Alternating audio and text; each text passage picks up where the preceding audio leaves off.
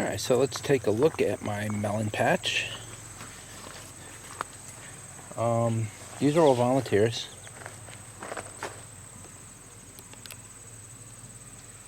Oh, you missed it. Oh yeah, he's still there. Look at that. Very rarely you see one of those. Beautiful yellow finch. Got many birds here. I got to get a bird feeder out here. Here's a look at my melon patch, and these are all volunteers. This is last year's seeds. Just in the back over there, there's some seeds that somebody gave me. One of my neighbors gave me seeds, and I planted them. You can see I threw a melon down here. Let me see. I can't see in the lens here. I cannot see. Where are we here? Why can't I see? I don't know. This is so lame. Oh, there. Yeah, you can see I throw my melons back here in the heap, the wood heap in the compost area. I keep the back of the garden generally for composting and, you know, seeds that whatever volunteers come up. You can see they're all sprouting already. And these are cantaloupes, so we're gonna maybe get cantaloupes by the end of the year. These things are very fast growing. All right, so you can see that the melons are actually looking quite good, quite healthy. Normally, this time of year, they're usually starting to get the downy mildew and powdery mildew. Downy mildew is on the bottom of the leaf, and the powdery mildew is on the top of the leaf. And they usually affect these plants sometimes early in the season. Sometimes you get hit with it like probably mid-July, sometimes starting around there, and then as late as mid-August. So far I haven't seen any downy mildew this year, which I'm hoping that I don't see any, but it's been here every year since I lived here. I lived here 10 years, and it has like a cycle that it does, and sometimes it's early, sometimes it's late.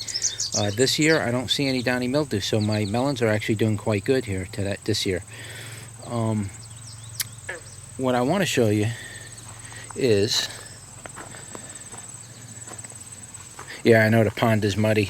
We got slammed with rain. It pulled more mud into the pond. It's all right, it'll settle out.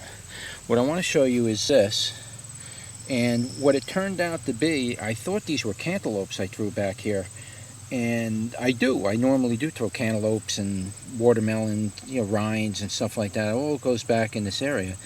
Well, apparently I threw one of my, I believe this is a crane melon. I'm pretty sure it's crane. I grow several varieties of melons. This year I didn't grow them because I didn't think it was going to be a year. I went by the Farmer's Almanac, and the Farmer's Almanac wasn't very accurate this year. They didn't predict this intense heat and suggested melons as being a primary crop for this area.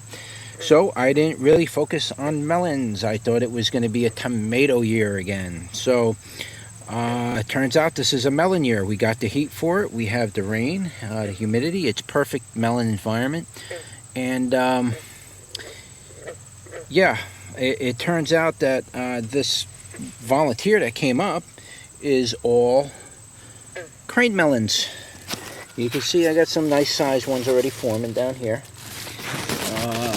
We got a couple over there, a big one there. They're in there. They're scattered around. They're all around the area inside there. They're not much bigger than this though right now. But I just wanted to show you that the melons will come up on their own. Their volunteers will grow. You just need to make sure that the seeds are in the right location. You don't necessarily have to plant them. They will grow on their own. And the stronger ones seem like they will survive on their own. They'll self-plant themselves. So hopefully that is a good indicator that I'm going to have healthy melons this year and not get pummeled by the downy mildew and the powdery mildew, because those things, when they come in, it's just curtains for anything in the cucurbit family. Pumpkins, I usually grow pumpkins every year. I probably still could and get away with it till late season, but if the downy mildew's coming and my pumpkin vines aren't big enough and it comes in now it'll never make a pumpkin. I usually like to get the pumpkins in at least by the end of June, July. Really, any later than that, and you get pumpkins, but they're really small. Gourds seem to grow good. I may do it. I don't know. I'm thinking about it. So, what was I going to say here? I lost track. Yeah, now some of these melons that are growing back here more in the back were planted because those were seeds that my neighbor gave me. And she's a wonderful lady. She's older, and I believe they're just cantaloupe melons. There's nothing special about them. I don't see any cantaloupe melons forming yet, but I definitely see my crane melons. So, yeah, you got to help these plants out a little bit here and there. Yeah, you can see there's a lot of melons growing on these vines. So, yeah, it looks like I might get a crane melon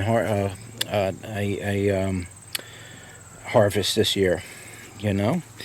So, yeah, there's a lot of blight getting hit on the tomatoes. A lot of areas don't have wood chip down yet. So next year will be definitely be a much better year for the outdoor garden anyway. And hopefully I don't have the same problem as I did this year with this. Let me see here. Yeah, tomatoes falling on the ground. So I got to get in there and pick some of these things. I just haven't had a chance to really go into here. I know I've got tomatoes and I'm letting them fall. I just hung up on a lot of other things. But yeah, so this is just a quick look at the melons, and I'll keep you updated as they come into fruition. We will videotape, maybe take some snapshots of the crane melon. If you never grew crane melons, they're a wonderful melon to grow.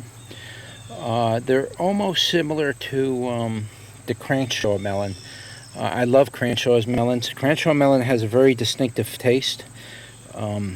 It's an old school, old country type of melon.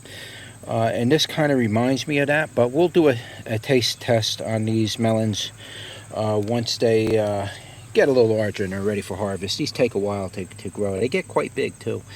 So, all right, just a quick look at the melons.